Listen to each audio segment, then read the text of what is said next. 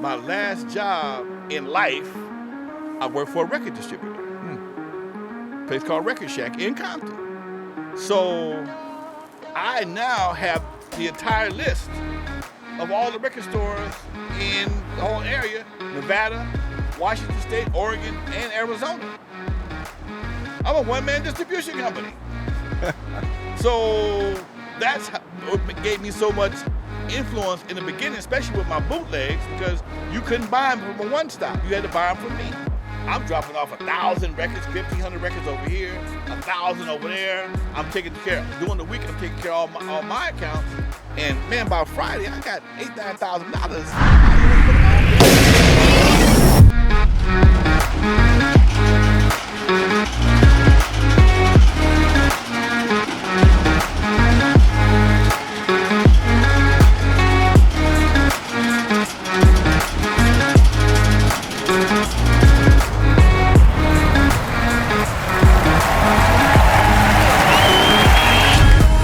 What's up, everybody? Welcome back to the podcast. And today we have a very special treat. We have a special deep dive edition with a past guest that, frankly, after he was on the show, I was like, we got to get him back. There's so much that we weren't able to get into because we just kind of did this superficial gloss over. Okay. And there's so much that I want to be able to extract that we can apply for all of us. I want to talk about how to create a movement. I want to talk about marketing. I want to talk about all of these things that you went through. I also had the opportunity to deep dive into Eve After Dark. Got to watch the documentary. Okay. I understand there's a new one. It's a new one. Yes, sir. NWA. NWA, not without Alonzo. Not without Alonzo. It ain't gonna happen. I love it. I love it. One of the things so Eve After Dark tells the story of when the Super Bowl happened, halftime show. Right here. And it said Eve After Dark. First of all, did you know they were going to do that? I had no idea, man. None whatsoever. I spent that whole week trying to catch up with Dre. Hey, man, tell Dre, give me a call. Tell Dre I'm looking for him. I was here. I was at the Super Bowl. I was here at the game, and I'm trying to figure out how, Super Bowl Sunday, it's real security is super tight. I'm Lonzo. I don't give a damn, okay? you can't get backstage. And I was going across to the YouTube theater, and I saw him bringing in the sets. It was right before halftime. I didn't pay any attention though. And shortly after that, man, I was looking at the screen. I saw it. I was like, damn, man, put the glove on there. I'm a little sensitive sometimes. So that's good. That was a great feeling, dude. And I heard my phone just started ringing. It almost blew up. It was ringing so hard. And it was just amazing, man. It was amazing. Let's go into Eve After Dark. First of all, what does Eve After Dark stand for? I have no idea. Well, how did you come up? I didn't come up with that name. The owner of the club. Oh, the owner of the club. The owner of the club. And I walked up the stairs in 1979, a scared 21-year-old kid, led by his dad. The club was already called Eve After Dark. Eve After Dark actually was supposed to be a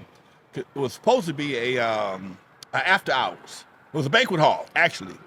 And it was a club downstairs called Jeffy's, and after 2:00 in LA, you get to take up all the liquor. So to keep down the confusion, he just built the second story, and that was like Eve After Dark, where all the mysterious stuff went, but really wasn't a bunch of old people drinking. I mean, old people having a good time past 2:00. And it worked for a while, and it stopped working, and my dad knew the guy. My dad was friends. And my dad saw me doing something at another place locally here at Alpine Village. And again, I knew the guy as a kid, but when you meet your dad's friends, you know him, Mr. So-and-so, Mr. So-and-so. When it comes to talk business, you get a little intimidated. And I walked up those stairs as a 21-year-old kid that was a promoter, came back down the stairs, the manager or owner of Eve After Dark. It was just like that. But I walked upstairs, I was just going to rent the club occasionally, every 2 weeks, like I did the other club. And the old man said, if you want it, gotta take it every week. Huh? I don't work every week. I don't work every week. Well, you want it, you better figure it out. And he just threw me in the ocean. I had to learn how to swim. So I started making phone calls, and we opened up June 22nd, 1979, right after my 22nd birthday. Go ahead. I was going to say, it's interesting because it's subtle what you're saying. And in working with so many young entrepreneurs, there is a subtlety of success that exists when you're that age. And it's other people don't realize what they're given. Right. And the young people are so far in their way that the majority of entrepreneurs would have said, I'm sorry, this is too big for me. I'm not going to be able to figure it out. Too scared. Right. And then there's the unique ones, the people that when we're our age today that are sitting in a situation everyone wants to be in, because I guarantee that wasn't the first time that you sat there in all ages like I have, right. Including, for me, this opportunity at SoFi, having this be our offices, our stadium, our thing. I sat with, Mr. Jones, and he's like, well, if that's what you want, because what I wanted was the podcast studio over there during games. Okay. And when the players came in and people like you were around the players, I would do interviews before the game, during the game, and after the game of all the people that are around the game. Okay. And he's like, no, you got to commit for 10 years. You need office, mastermind, podcast studio, the whole deal. Okay. And I remember when I saw that look on your face, right. I was like, that was me. Yeah. But I was, 51 years old and not 21. Right. So my question is, where else in your life were you stuck in that situation and going, wow, this is much bigger and I got a choice to make, but I got to make it fast? When I realized they wouldn't give us a record deal. They were giving out record deals for hip hop in 1981, 82. There was nobody to give us a record deal. And I've been making records. I was making underground records, bootlegs. I was taking a bunch of mixes. I had a 4-track recorder. Dre, Yella would do these mixes. I'd press them up. I would sell them to record stores. And I knew they were illegal, but I figured I didn't know enough about the record business. I was too dumb to know I couldn't get a record deal for making other people's records, okay? Although they were selling. Of course they were. And like this watch. I figured, hey, man, somebody might want to give me a record deal. And one of the attorney buddies of mine who I met in Vegas, a guy named Curtis Shaw. I always like calling names of people who helped me along the way. Sure. Curtis Shaw. Sean Deal. Yeah. Curtis Shaw said, hey, man, you might want to start your own record label. Huh? A record label? Who the hell? Where's the book to do a record label? There is no book. Not in the 80s it wasn't. And I grabbed the yellow pages, record pressing plant, right down the street. Okay, let's go. Drove down there, met with the guy. His name was Bill, and Bill Smith Custom Records. And he gave me the recipe. He says, once you leave the studio, you got to go to Gardena, get your plates made. You got to go get your stampers made. Then bring them back to me. I'll make you a test pressing. I'm like, damn, that's a lot of work. Again. How much money do I need? You need about $500 back then. And I'm like, wow. So I dove into it, and it worked. It made sense. It started to work for me, and we made more money selling those bootleg records and did a lot of things. And it just was, everything was so new. If you didn't have any heart, you was gonna fold. And that's what separated me from a lot of different people. I'm too crazy not to have heart. Yeah. I and not afraid of mistakes. I'm not people see failure as mistakes, and I'm always like, it's not the mistakes that make you a failure, it's the commitment. Right. If the lack of commitment is what makes you a failure. I do want to clarify for everyone, Yellow Pages is a book. It's a book that listed out all the companies. So people, when we were young, there was no Google. Right. And so you'd have to look in the book and say, okay, plumber. You got to spell too. R-E-C-O. Record pressing, record stores. Back in those days, man, everything that we wanted to do, we had to do. We were the first ones to do it. When I became a DJ, there were no Technique turntables. There were no mixers. There was no real mixers. I went to Radio Shack. It's an old record store, old store that sold electronics, and they had a mixer, man. The mixer was like $200 Took me 2 years to pay it off. Yeah. At $15 a month. Okay. But I plugged that on your Shack card. Yeah, on my Shack card. Yeah. See? I had the Shack card. That's no lie. I had the Shack card. I had one that was minimum $15 payment. Yeah, and it takes way longer because that balance never goes down. It never went down. It's like $2 goes down and 13 to interest. Yes. On $200. Yeah. So it took me 2 years to pay it off, but I finally paid it off and bought me a couple of speakers. There was nothing everything we did I did as a mobile DJ. I had to get from bands. I started using big mixers. There was no DJ mixer, no slide faders. I'm using knobs. I'm using a 6-channel mixer. So in the pioneering days of West Coast hip hop, or of hip hop in general, it was a whole different situation, man. You know, you just couldn't grab a phone and somebody send you something, be on your door 2 days later. No, you had to figure it out.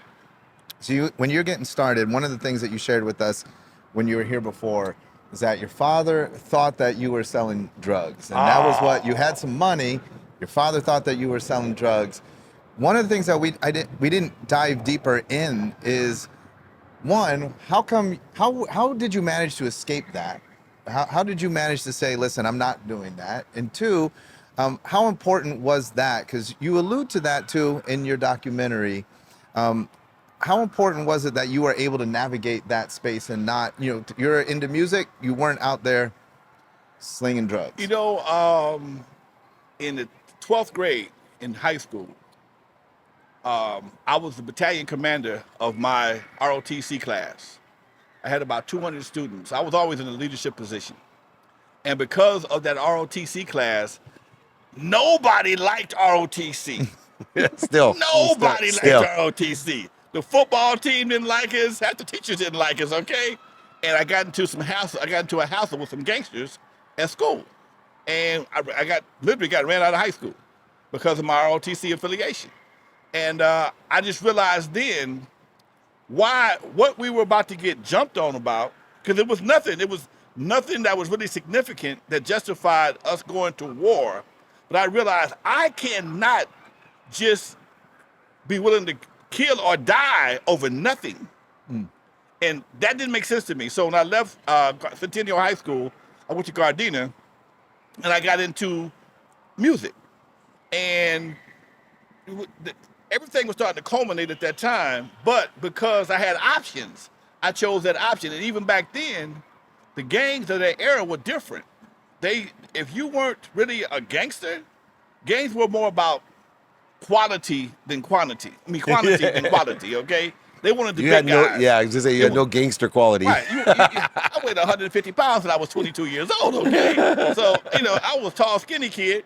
And man, you're a liability, okay, as opposed to an asset. You're a liability. Looking for players. Right. But the one thing kept me good with the gangsters, I had a car. Oh. I had access to a vehicle. My daddy gave me an old station wagon, and the gas, the thing leaked transmission and gas at the same time. So when I would buy a gallon of gas, I had to buy a quart of oil, a quart of transmission fluid, just to get back and forth to school. But because we all rode to school together, and they knew I wasn't a gangster, they respected my non-gangsterism, and if they saw something happening, they would, hey man, get out of here. Get out, this ain't for you. Yeah, right. Or somebody would pick on me. Hey man, that's my boy, leave him alone. So I always had that defense and that situation that kept me out of it. And I was like Marcellus Wiley. Yeah. Grew up right here, family, and he was like typewriter champion in the 8th grade, but he played football, okay, but not a gangster. Right. But you didn't mess with Marcellus. You didn't mess. They protected you. Exactly. Okay? I was the transportation. Leave it alone, man. He with us, okay? So that whole situation. Did you play your AM radio when they were in the car? Hey, we didn't have no radio back then. No radio. No 8-track? Come on. Back then, not in this station wagon, we didn't. Was it Country Squire at least? It was a Mercury, something like that, with the old wood on the side. Looked like it had cancer. Yeah. It was embarrassing. Car cancer. It was really embarrassing. The wood grain that was peeling big time, and. My old man knew where I was, so I used to follow the trail of transmission fluid. He's like the gingerbread man of station wagons. Yeah. Oh, I know where Alonzo is. Yeah, there you go, right. He's there. over at 7-Eleven Right. getting his Slurpee. But that combined with my dad, man, you know, my dad, he was always taught me to be a hustler, okay? And his hustle, entrepreneur hustler, it was never anything that would get me thrown in the penitentiary. Yeah. Okay? My old man, he had a job every day, but he also cut lawns, cut trees, install sprinkler systems, and I was right there. I was right there every day, so I could do that today. I hate doing it, but I can still do it right to this day. He taught me how to work with my hands, and I built a lot of my early DJ stuff. So just on the fact that having somebody that was a guy, because he told me, I would kill you if I catch you selling dope. That's enough to keep you out of the dope game right there. And he was very into my life. My old man would be at my club, He had more girls than I did. Okay, that's my mom passed. Sounds like my dad. He had more girls in the club than I. Oh, this is my son's club. Come on in. She with me, son. What about then once you're in the scene, once you were finding success, there had to have been drugs, gangs. You talked about even over the course of Eve After Dark, sort of the percentage of gang members in the Right. club, and that's changing. It's growing. Right. How do you separate that? How do you stay out of that as you become grown adult? At that time, man, drugs were different. You know, there was regular powder cocaine, and that was the party drug, and we gave parties. I'm gonna stop right there. I'm gonna stop right there. I'm gonna stop right there. And you never saw me there, right? I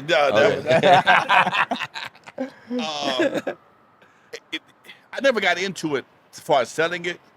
I experimented like most people did in the 80s.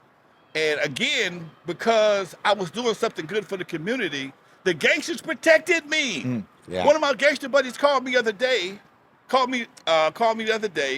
with another buddy of mine who just got out of prison after 32 years. Damn. Okay? And we talked about the old times of Eve After Dark. And these guys, because they do Well, he probably showed up thinking it was still open. No, yeah, right. We talked about the times back then that because I wasn't a gangster, the gangsters looked out for me. Hey, man, I like what you're doing. Just let us in. We got your back. Yeah, just Never let us got in. robbed. Never had a problem. We'll hang out with your dad and the ladies. Yeah. You know, and it just made for a different time, dude. I mean, I went to the club. I wore a suit and tie every day, not because I had to. I just did. I'd go shopping downtown and buy me a nice suit and walk across the club, across the street with my briefcase, hard-soled shoes. I set the tone for the club, and I was the Don Cornelius of the hood. Put it That's that way. cool. Well, you know Jason Strauss at Tao. I mentored this young guy, and he's one of the partners at the Tao Group. Okay. You know, multi-millionaire now. But I pointed him out when he was young because he started at 21 in New York City at Tao, and he was suited up, just clean. Everybody protected Jason, right? All the New York mobster shit going on and everything. And now, you know, he's a partner in the Sphere. Right. But that look, I want to reiterate because it is a lot of entrepreneurs that watch it. You know, there's something to be said, regardless of the surroundings or environments with drugs, alcohol, gangs, that you still have an opportunity to be the first one in, the last one to leave, Right. to be professional, not look like everybody else, and be able to build a business and a reputation. And no matter who they are or what they are, those people are attracted to protecting you. Because in their inner child, even if they're doing bad shit or doing whatever that you may not partake in, there's a part of them that has so much more respect for you. And I found that through my career. When you're that guy, and you see it in movies, you see it in TV, there's that character that even if people aren't where they want to be or better, that they admire and will protect. I know guys right now that would rile me at Eve After Dark. I remember them telling me, hey, man, I say, man, we got a problem, blah, blah, blah, with these gangsters. Don't worry about it. I got it. Are you sure, man? Don't worry about it. I got it. And never, you know, and we still have a relationship to this day because it's just a different, man. I tell people the mindset that we had growing up. We respect was a different thing. It was Yeah. did differently. You know, it was a different type of respect. And I think that's something we're missing right now. And like I said before, by looking different, I wasn't never clowned for wearing a suit. I was respected because I wore a suit. Right. Oh, he's the boss. Okay. I didn't have to say I was the boss. He's the boss. Okay. And I never treated anybody down, you know, looked down upon anybody because they didn't have on the suit. Just have a good time. So it's a different era, man. I want to talk about Disco Lonzo. Come on with it. Disco Lonzo. Come on with it. One thing that's interesting, this concept, in the early days, I want to know why you decided to call yourself, not necessarily like why you picked Disco Lonzo, but why was that in the culture? We all had different pseudonyms. We had alias, alter egos. Why was that so important in that culture? You know, when I first got my broadcast license, fresh out of high school, 3 things happened to me. The day before I graduated, I had a daughter. 4 days later, I turned 18. Okay. A few weeks later, I got accepted to broadcast school. It's 1975. Disco fever is in full effect, okay? I'm in broadcast school. All I'm playing is disco music and a little R&B. And I became very fond of disco music. And when I was going to broadcast school, they asked me, what is your name? What are you going to call yourself? Because back then, most of the radio jocks had names. You know, they had different, Hunter Wolfman Hancock, Jack. Wolfman Jack, things like that. So everybody had a little tags. And I'm like, what are you going to call yourself? I wasn't going to call myself initially Lonzo the Lover. That's what we call him now, by the way. That's a tall order, okay? That could be a tall order. I got a kid already. 19 years old, one kid. You might want to rethink that one. And Disco and Lonzo kind of rhymes. Yeah. I said, what about Disco Lonzo? He said, I like that. And it stuck with me. And I went out because Disco Lonzo fit on my sign very well. It's only 5 letters. Yeah. So it's hard to mess that up. And it just worked. And that was my initial handle until Disco died. And I had to come up with a new name. What do you think of Shank Dilly? Shank Dilly. That's you. That's my DJ name. That's his DJ If I name. become a DJ, I'll be Shank Dilly. Shank Dilly. 5 letters. 5 letters It fit perfectly on the podcast Okay. studio. Yeah. That's right. It's Shank Dilly. And we DJ. named drinks after him too. See? The Shank Dilly. How you meet Yella? Yella came to me, man. I was having some problems with other promoters. Talk Back about in the that. day, the most disrespectful thing you could do to a promoter was to snatch down his posters. Yeah. Most disrespectful thing you can do. And I had Eve After Dark. We were there every weekend. We had a standing order with the poster company down in LA, Colby Poster. We had our own custom colors. And new guys would come in from time to time, and either they didn't know the game or they didn't care. The guys who I grew up with, they all respected either you go over, whoever gets there first, go over or go under, but you never go over. You never cover them Top up. or bottom, but never cover. Never cover them up. And these guys would cover my posters up. And we talked to them about it, and they wasn't paying us any attention. They were snatching them down, and what's even worse is snatch them down. Because now you just violated my labor. So I needed somebody with a car to go around the city and snatch all these guys' posters down. And a buddy of mine named Phil turned me on to Yella. Yella had an old Mercury Monarch, for real, okay? White and red Mercury Monarch. Ugliest car ever made, okay? Only car you never see in a lowrider. You never seen a lowrider Monarch, okay? And I had a bounty of 25 cents per poster. And Yella was brand new to the poster game. He brought back all the posters from the dance promoters, anybody selling a house, a lost dog, anything, He got 'em all. babysitting, everything, okay? Posters were clean all over Los Angeles. I had to pay him. All I wanted was the dance promoters, but again, he didn't know any better, so I still had to honor my agreement and take care of him. You couldn't get a babysitting job for weeks behind the other. All the lost dogs were never found. It was a bad time for losing things at that time. But that's how I met Garage him. sales died. And I had another DJ at the time. Dr. Rock was my main dude. By this time, I'm DJing not that much. I'm more of an executive DJ, okay? And Yella came in, and he was all right. And I stuck him into the prime slot from 12 to 2. And he did all right. Every once in a while, he would get stuck, and I would go in there like a relief pitcher, tap him on the shoulder. I got it. And that's how we did. That's how I met him. And he stuck around from there. Wow. So let's talk marketing. You decide, I'll take this on Eve After Dark. You're tasked with 2 nights every single week. We don't have Facebook, social media. We can't go live. How are we going to fill the place for the first weekend? We're gonna grind. We're going out to Kobe Posters Nice. on 11th and Pico, off of Pico. We're gonna buy 300 posters. It's gonna cost you about $150. We're going to the nearest hardware store and buy about 2 pounds of roofing nails with the big cork on the bottom of them. Buy 3 or 4 new hammers. I'm gonna get me and one person and my partner unknown and somebody else. One goes north and south, one goes east and west, and we pick a territory between Crenshaw to Alameda, to Artesia to maybe Slauson. And we just, every corner, one poster for each corner. And we did that usually on Tuesday nights. Sometimes on Wednesdays, depending on how the weather was. And that was our marketing. Then we go to my boy Dale Maynard's printing shop, and we buy 2,000 paper flyers, block print flyers, and we stand in front of the schools. We go to the mall.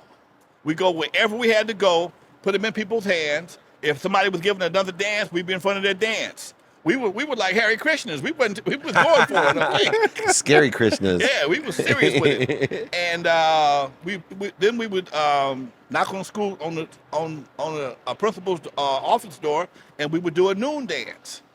We come to the school, Centennial, Compton, any school in our area, we would volunteer to do a noon dance. Then sometimes we would do picnics on that Saturday morning to promote the club that night. So we had all kind of ways, little tricks of the trade that we used to make it happen, man. It was a grind. You know how many people? So that's awesome because you were out there nailing up those posters. Yes. And how many times do we see entrepreneurs who are like, I won't do that. Right? Oh, yeah. I won't go door to door. I won't go and sell my thing. Well, take realtors, for example, right? There's so many vehicles today to market, amplify, funnel, all the type of real estate. There's still nothing more effective. I coached a kid who was literally bankrupt, and he said, Mr. Meltzer, I want to make $1 million a year being a real estate agent in California. I said, no easier place. You don't got to sell that many houses to make that much money compared to if you're in Indiana. Right. So I said, here's what I need, a commitment to knock on 150 doors a day, 7 days a week.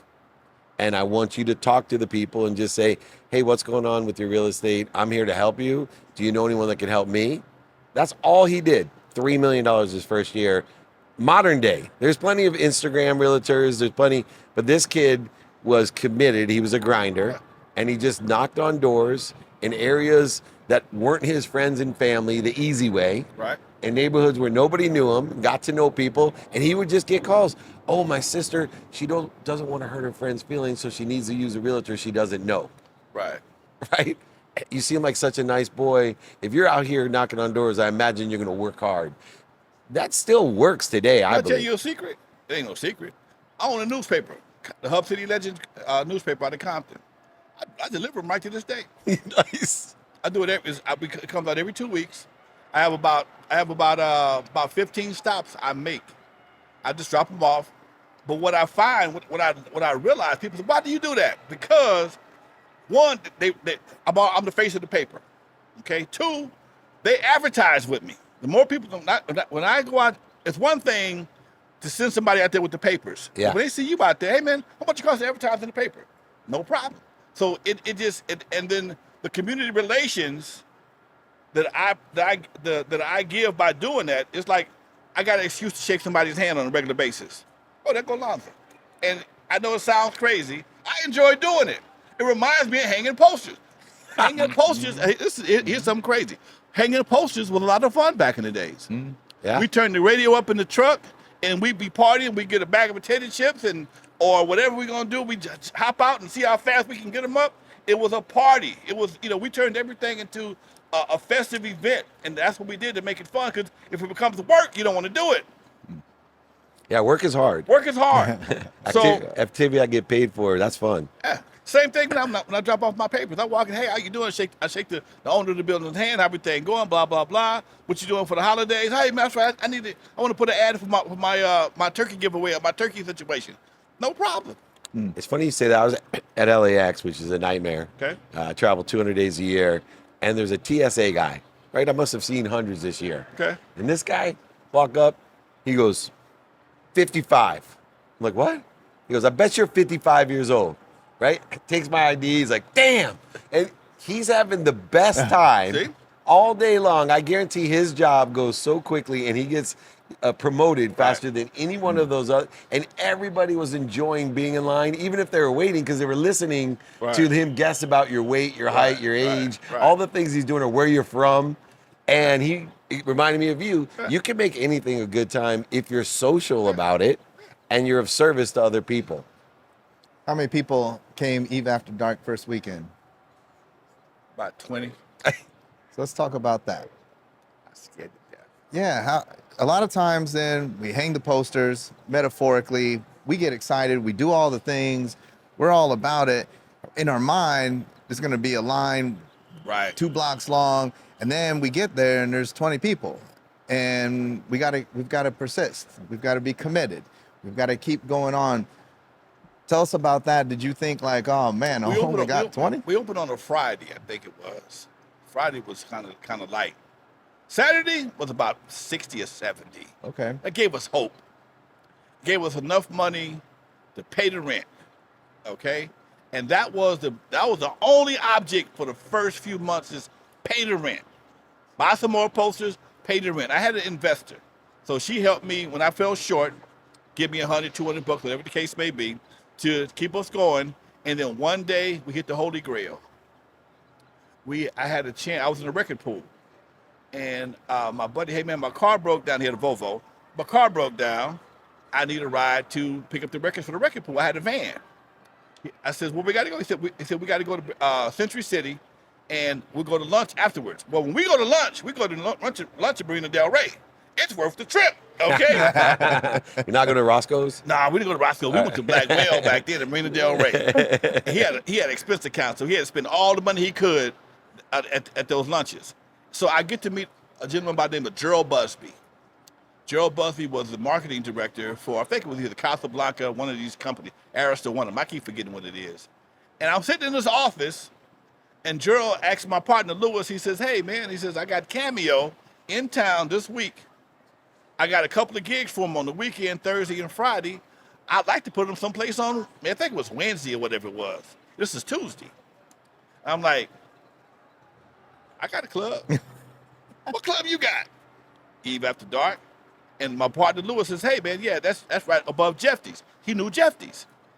And he asked me, do you want Cameo? I was like, you want Beyonce to do a walkthrough? Right. Hell yeah, I want Cameo. And he gave me Cameo. He didn't give me Larry Blackman. At that time, Cameo was a 9-piece band. The horn section, the rhythm section, and the singers all traveled together. He gave me the horn section. Gave me some what they call these called them one sheet, promo. They were one side of an album cover, one sheets, whatever you call them. Anyway, I decorated the club in those. I went to K-Day radio station and I bought $100 worth of commercials, 10-second spots. That's all I bought. All they said was tonight at Eve After Dark, Cameo live, Avalon El Segundo, live reads, $100. And that was a lot of money back then. Yeah. Come on, man, that's $100 on a Wednesday? And I don't know if the people came out to see if I was lying or what, but that was the first time I had a major line at Eve After Dark. And it was the middle of the week. So I had Friday and Saturday to still get more money. And that just kicked it off the whole thing. And we didn't look back for about 18 months. I'm curious about the investor because a lot of businesses back then, it's a family friend or someone that believes in you, and they're just giving a few $100s to keep you afloat, to keep you in business. And I have a rule: the only way to stay in business is have enough money to stay in business. How much equity, or what was the arrangement with the original investor? She was a female. Her name was Jeannie. And initially, I was her DJ. She was doing dances, and then she hired me to be her promoter, and then she would give me half. Okay, she would put the money up. Whatever money we made, we split 50-50. And it was pretty much the same thing with Eve After Dark initially. Really? She said, I don't want to be here forever. I'm going to help you. I don't want to be here forever. So she would, whatever I fell short of, she would just make it up. And then I would pay her back. And then once we started making money, I gave her a nice little chunk, and she was good. I'm too old for this. I don't want to be up all night long. Have fun. That's awesome. Yeah. That's super awesome. So Cameo was the breakthrough. That was the breakthrough.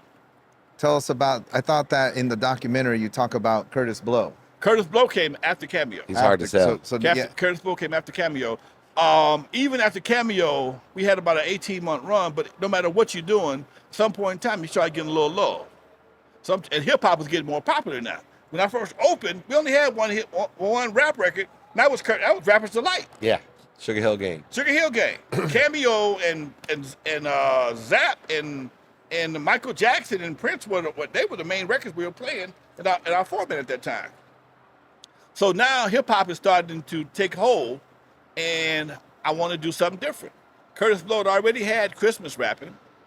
My partner Lewis, again, who was in the record industry, he knew how to contact Russell Simmons, and Russell and I cut a deal to bring Curtis Blow to California to do the Curtis Blow Christmas party at Eve After Dark. And that's what we did. For Christmas Eve and Christmas Day, I think they fell on a Wednesday and a Thursday, so it worked out real well for us. And I flew out Curtis Blow, and he packed it out, and we had a great time. Then shortly after that, Russell called me back and offered me Run DMC, who I didn't too much care for at that time. They hadn't blown up yet. And when I brought Run DMC out, I bought a couple of microphones and the whole 9 yards, and because it was 3 of them as opposed to just with Curtis, with just one guy. And I had 2 microphones, and Run threw it on the ground. He had a thing about dropping the mic. He threw it down and broke it. Pissed me off to the highest level of David Goggins, man. Huh? They have David Goggins on my speaking tour. Yeah. Goggins has to have a fake mic because he throws it down. This wasn't fake. This wasn't fake. This wasn't fake. This is a real microphone. And he just drops the mic, and it broke. $135 mic just in pieces. And then the next day they played my arch enemies, Uncle Jam's Army. I'm like, oh no, I got stabbed twice. No more New York acts for me. I love that because that literally marks the turn, right? To that now then spawns the genesis of West Coast. Yep, that's when I decided to do my own loop. That Run DMC comes, drop the mic, break the mic. They go right over to Uncle Jam's Army. Yes. You're like, no more East Coast acts. No more East Coast acts. So now you have to, in essence, create a whole genre, you have to fill in a space. Is that when you get into the record label? I've already had a record label already. You already had the label. Okay. Who's in your stable at that point? I had nobody. Nobody was in my stable. Yella was there. Dre had not joined the crew yet. He came to the Wreckin crew. Right. He hadn't joined the Wreckin crew yet. He came to the Eve to see Curtis Blow. Oh, okay. He was a straight customer. That's the first time he came to the Eve. To my knowledge, yes. Okay. That's what he says. That's what he told me. I didn't really know him that well at the time. But the first time he came to the Eve was as a customer for Eve for see Curtis Blow. And he had no idea that I was upset with the fact that they broke my microphone. So I started working on the possibility of creating my own group. I'm like, you know what? That wasn't nothing. That's 15 minutes, $500, plane tickets. I could do that. And I threw a contest at Eve After Dark, a rap contest, and my boy DJ Clientele won the rap contest. I've never been shy on stage. I've always been in plays, had acting classes and things like that. So I don't mind being on stage. And Yella by the time he learned how to scratch, and then Dre came in shortly after that, and I'm like, you know what? We're gonna start a group. And I made a record called Slice. My first record called Slice. It was aluminum. It was not that great, but it broke the cherry, okay, on a legitimate record with my name on the Wreckin crew. And then we found this about 84. Who was on Slice? Who was just on? Clientele and Yella. Clientele and Yella. Just Clientele and Yella. I didn't even get on that. I just paid for everything. And then I forgot about Yella. Dre came along, and we started doing our thing and started doing more records. But we were Wreckin crew. Then we got a cease and desist letter from a lawyer. This is 84, during the Olympics, and that's when we just about to drop Surgery. If you find an old copy of Surgery, a silver copy, it says Wreckin crew. It don't say World Class Wreckin crew. And we got jammed up by this attorney out of Chicago. There was another band called the Wreckin crew. Sent us a cease and desist letter. Hey man, y'all can't use this because these guys are they got a whole bunch of catalogs. And so during this time, I'm hearing the term world class. world-class runner, world-class swimmer. I don't even know what it means, but it sounds good, okay? So I called my lawyer and says, hey, man, if I add the term world-class and mess up the spelling, can I use world-class Wreckin crew? He says, yes. So that's why you got Wreckin with no G and crew is CRU. And that gave us a whole nother, lot more letters, okay? Not 5 letters anymore. It wasn't 5 letters no more, but it worked. So well, how does Dre come in? How does he approach you? How does he get in? Man, Dre came into the crew.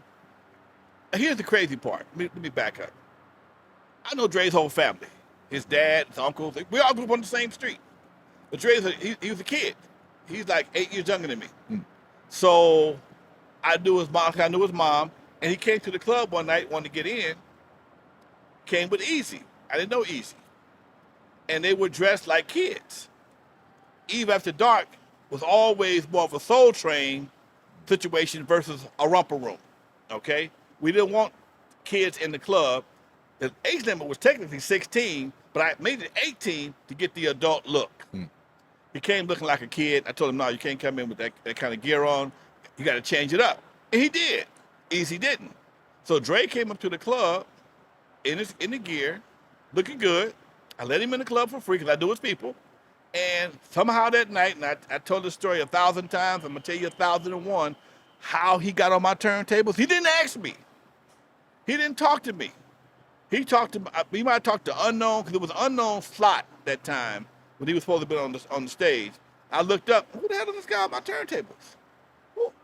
And he was doing this mix that was so unique. Everybody in the club was like, what the hell is that? It was sounding good, but it was 2 different beats going at the same time, and folks were dancing. They were like dancing confused. Do I dance to the fast beat or the slow beat? Which one do I groove to? But then people were like just listening. And I heard it, I liked it, and we started talking. Brought him into the group. Nice. Where do we go after we have Slice, Surgery? Juice. Juice. And then? We made Juice. My initial plan was to make songs about everybody in the crew. Okay.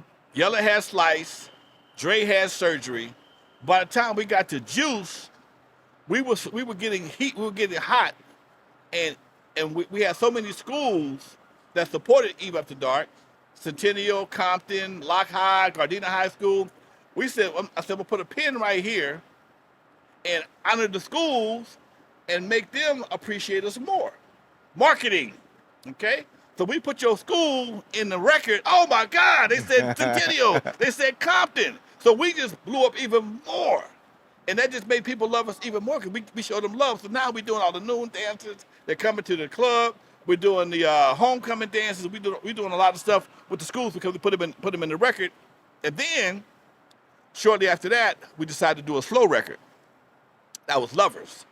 And that was on our album, the first album. Okay, our first album was called World Class. And we're still competing with Uncle Jam's Army. What are they doing? What's going on? What do they have to compete with this? Uncle Jam's Army, their DJ was Egyptian Lover. Okay. And he had a song called Egypt. That was a banger. Still is a banger today. Great song. I can't take it from him. I can't stand his ass, but great song, okay? And the competition between Yella and Egypt, always between me and Roger. Roger was the rest of the soul, was the guy behind Uncle Jam's Army. We competed. Our DJs competed. And now we moved into the record industry. We still competing. And Egypt came out with Egypt, and it was a great record, sold a lot of copies. But I figured he got the biggest selling song. Surgery did good, but it wasn't the biggest Egypt. What can we do to one up these guys? We're gonna do an album. And we're gonna do the first West Coast slow jam. And that was Lovers. And in that record, everybody got a shine. Everybody got some shine. Everybody had a part that it was like the song "Float On" by the Floaters. Everybody had their own little part, give them a chance to shine, and that's how I got my everybody noticed. And you're still staying out of like the actual. You're not shy of the stage. You have your music ability, but you're just letting your artists do their thing. You're letting them shine. Look here, As a kid who grew up in the 60s and the 70s, watching Michael Jackson and the Jackson 5, the Dramatics, the Temptations, and who loved that stuff, there was nowhere in the world I was going to create a group and wasn't going to be in it. It's not going to happen, okay? It's not going to happen, all right? If I got to just stand there and just look like I'm busy, and in my documentary, NWA, and I was on Alonzo, I talk about that. Because most of the time you see me, in the beginning I had a bass guitar. That was always my instrument of choice, although I never played it. That's my favorite instrument. I love bass guitar playing. I just love the funk the bass brings to a project. I had a bass, never could play it. And then we were on tour, and I would bring this bass out, right? And this time we're playing with bands. So when everybody is sound checking, okay? And they're like, hey, man, you gonna sound check your bass? No. No. All these bass players, they doing all this magnificent shit. And they're like, you gonna sound? No, man, I ain't sound checking. No, I'm cool. Then I had a glove. I had this Michael Jackson, this type glove was black. Excuse me. That went with my sequence suit. How you play the bass with a glove on, man? How you do that? Don't worry about it. So I had so much bullshit going on. I had to cancel that. Let me do something else. So I bought a keytar. Keytar didn't really need to be sound checked, okay? You could, but you didn't. You didn't have to. But again, it wasn't plugged up either, okay? It was just there for show. And I was doing the Elvis move, okay? You know, Elvis had never played a solo yet. He could have been a guitar player. I don't know, but you never heard of Elvis solo, okay? But he always had that guitar to rock with, all right? Yeah. I'm rocking with the keytar like Elvis, okay? And that was my thing. So if you watch my hands, you swear I would play the notes. Nah. I had a cord. It was tied on the handle or something else in the back so that it wouldn't fall. It wouldn't come. Oh, I had it hooked up. And then people stopped fucking with me by sound checks. That's all I wanted. And it just made for a good look. Okay, I was the one with the keytar. So if I wasn't the lead singer, I wasn't the DJ. That's the one who played the bass. And I just copped this in the past few years. So. Yeah, this is my documentary. I told the other members, they knew. The other members of the crew knew. They all knew. I mean, Wreckin Crew was like a hip hop band. We always took out the same stuff we took in the studio. We took on stage with us. Our records sound just exactly like. We did not want to play because back then you didn't have the same devices that you have right now. So if you played a small club and you stepped on the stage too hard, the records would jump. I never wanted to use a track. The tracks never were my thing. So I always wanted to have the ability to do something different. Because Yella was a drummer, but he could actually play drums. So by having a drum machine there, sometimes Yella would do a solo or he would do something that would enhance the show. Because Wreckin Crew, we were trying to kill it. We're playing with bands. We're not playing with other rappers. We're not playing with other rappers, so we got to do something to compete. We just can't come out there in tennis shoes and jeans and grab our balls and, no, okay, no. Well, we opened up for Morris Day and the Time, Mary Jane Girls, Midnight Star, these type of groups. So we had to try and do something to compete with them. It wasn't until later on we started performing with other people who had were just doing tracks. And by that time we were killing them because they just had regular tracks. By that time they invented the DAT player, and you're gonna get a pre-recorded track and off and on. No. We go back for solos and encores and things like that. So it just gave our show more dynamics. You guys are out touring, and Eve After Dark is still going? No.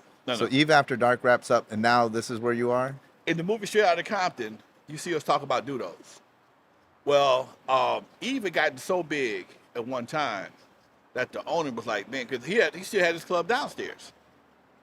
The kids in the community loved the Eve so much, nobody downstairs could park. So he's selling liquor downstairs.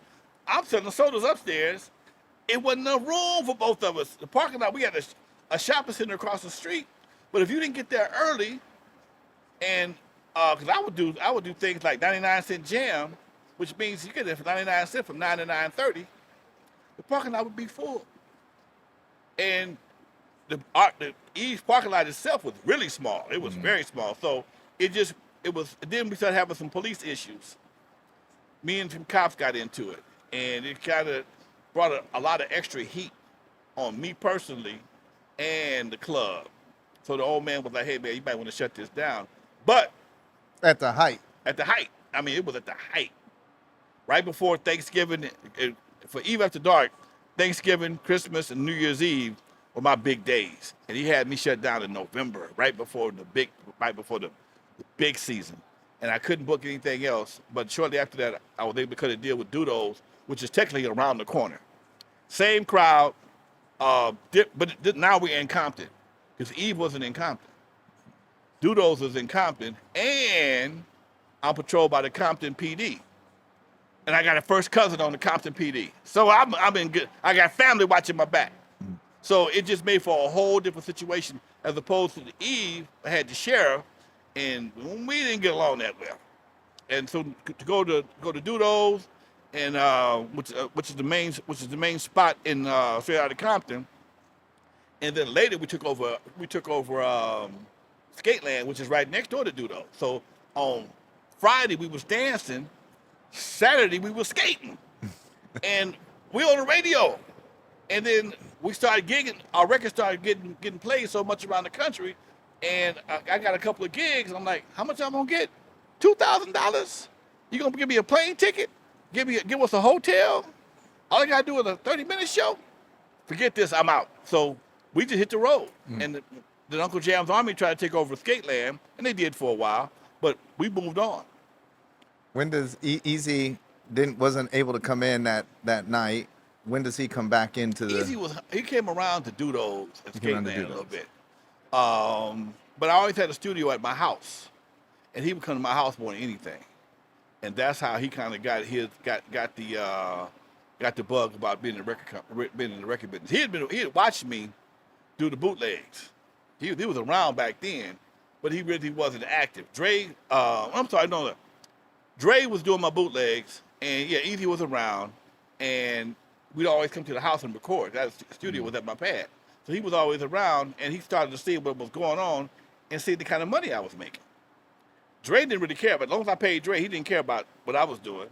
But Easy was like, hey, man, you doing pretty good with that. Yeah, I do. And my last job, before I walked up those steps to Eve After Dark, my last job in life, I worked for a record distributor. Place called Record Shack in Compton. So I now have the entire list of all the record stores in the whole area, Nevada, Washington State, Oregon, and Arizona. I'm a one-man distribution company. So that's what gave me so much influence in the beginning, especially with my bootlegs, because you couldn't buy them from a one-stop. You had to buy them from me. And then Steve Yano, rest his soul, and Cletus Anderson, rest his soul. These guys would take the responsibility sometimes, and ship them out of state for me. They had some serious relationships. So now I'm dropping off 1,000 records, 1,500 records over here, 1,000 over there. I'm taking care, during the week, I'm taking care of all my accounts. And man, by Friday, I got $8,000-9,000. I don't even want to go to my own club. Shit. This little old 2,000 I'm gonna make tonight ain't nothing. Different time, dude. Different time. In the documentary, Ice Cube gives you a lot of credit as well. How does he figure into this? But you know what? As much as my name comes out of his mouth, he only knows a small amount of what I actually had to do with. You got to understand, I'm 12 years older than Ice Cube. Okay? I'm 12 years older than he is. When I opened the Eve at 22, he was 10. I ain't Diddy. I don't hang out with kids. Okay? So he's in the 5th grade. I'm a grown man with a nightclub.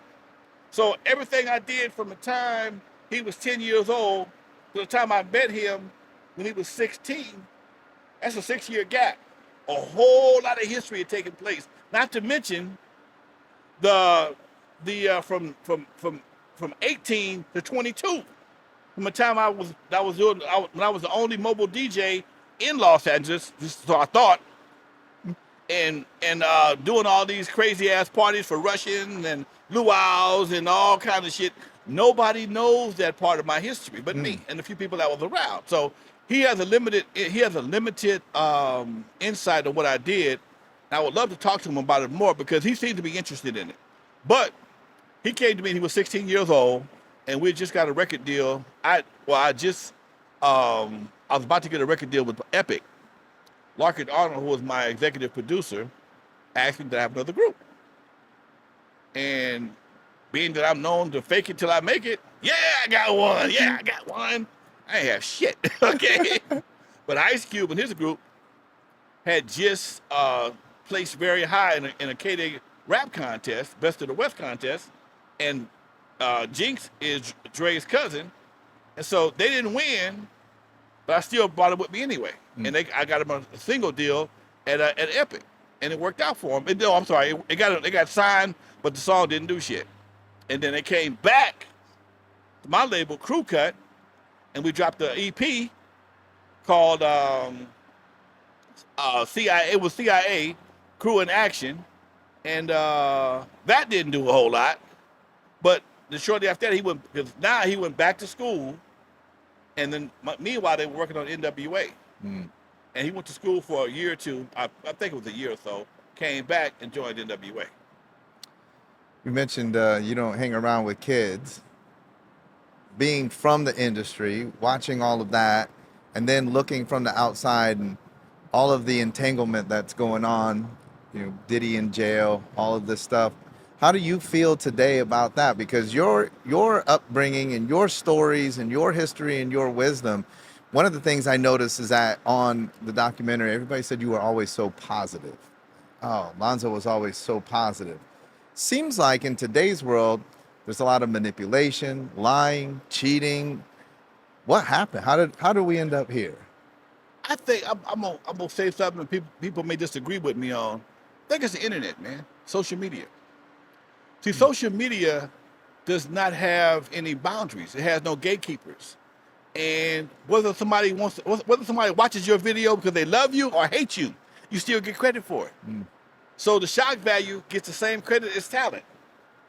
So you don't need to have talent to run your numbers up.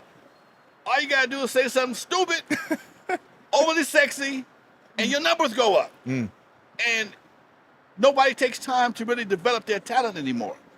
They find something, hey man, my booty hole is brown and my coochie is pink. Oh shit, they're gonna beat.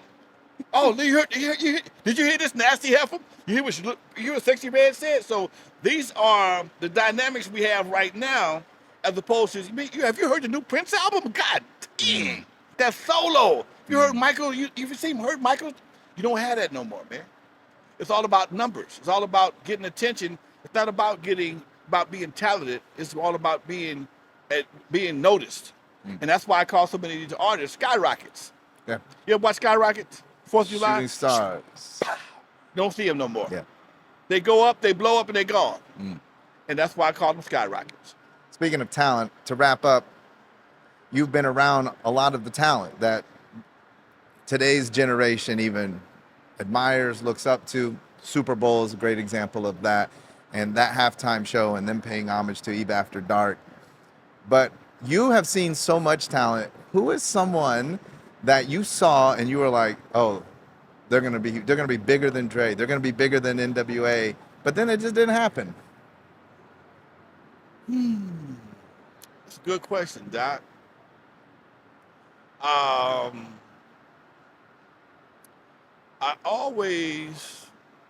That's a good question. That's a very good question. Well, he did kind of blow up. He's kind of quiet now. Bruno Mars has always been somebody I've had a lot of love for. I like I like the way he grabbed the Morris Day feel, but didn't steal Morris Day. You know what I'm saying? And but again, that whole genre is not as popular as it used to be. You follow me? I don't know, man. I can't say offhand right now. That's a good question. That takes a little thinking, because I've known so many cats that I thought should have been that were great, that just didn't make it. One of my boys, In fact, I'm gonna give him some love right now. He's in my Eve After Dark documentary. Anthony King. Anthony King, one of the most talented brothers I've ever met. Okay, he sings, he dances, he writes. He won every popular contest I ever gave him Eve After Dark. He was the only person on earth I was prepared to manage. I will not manage anybody, but him, I met him before Dre, and I was prepared to manage him. He made some life changes, went to the service. We separated for about 20-some odd years. Okay, when he came back, it was like day one. But by that time, he was doing plays, he was doing music. I got him a record deal. I still worked with him, but guys like him, who I know got talent, who I know have talent, and he plays piano, he dances, he sings, and he's a good dude. But he just, for whatever reason, he just chose not to pursue it. Well, he did for a while, but he's like, okay, cool, I'm good. He comes off like that in the documentary. He comes off as though he's a gentle soul. Yeah. He didn't want to have all of that. Yeah. Okay. Yeah. Love it. He But in need your all that. mind, he had the talent because you were gonna manage him. I was going to put all in line for him because I thought he had what it takes to make it happen. I love it. That's fantastic. Alonzo, thanks for dropping in. Man, thank you for having me. I appreciate it. All right, everybody. That's it for this episode of the None of Your Business podcast. Deep dive with Alonzo Williams. Hope you enjoyed it. Be sure you tune in next week with a brand new edition of the podcast.